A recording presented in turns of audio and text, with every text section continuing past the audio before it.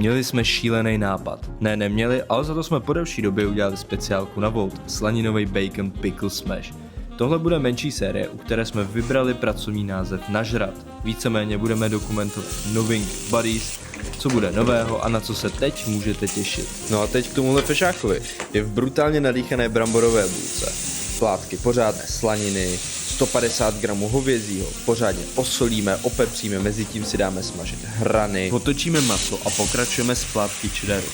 A na to hezky slaninu. Maso si odložíme a samozřejmě opečenou bulku dáme naší slaninovou majo.